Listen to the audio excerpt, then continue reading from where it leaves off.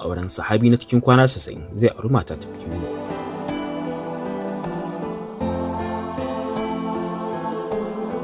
Aliyu Hussein Musa Yarima yana ɗaya daga cikin jarumai masu tasowa a cikin masana'antar Kannywood. Tashar talabijin ta Arewa Funce ta fara fito da shi har duniya ta san shi a cikin diramar ta mai dogon zango ta kwana 90 inda yake fitowa a matsayin ɗan jarida mai suna Sahabi Madugu.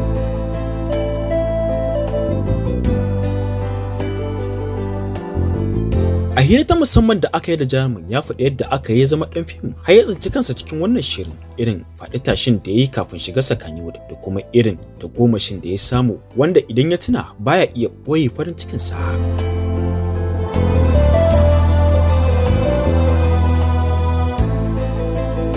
Har wayo Sahabi ya basu wasu daga cikin kalubalen da suke ci masa tuwa a ƙwarya game da wannan harka. Aliyu dai haifaffen Kano ne kuma ya yi makarantar firamare da ta sakandare duk a Kano, sannan yanzu yana karatun digiri a Jami'ar Yusuf Mai Tamasule da ke Kano inda yake karanta harshen Ingilishi.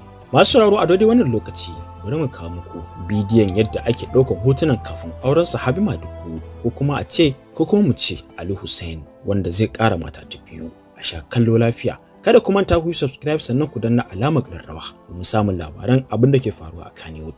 Zance da kalaman soyayya amarya ga angon kina murmushi don auren so ku kayyo masoya.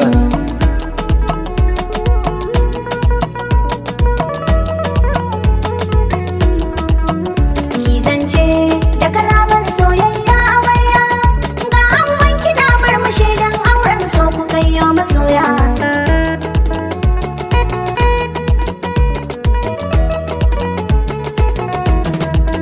Da sunan Rabbi zan fara yin wakar ango amarya.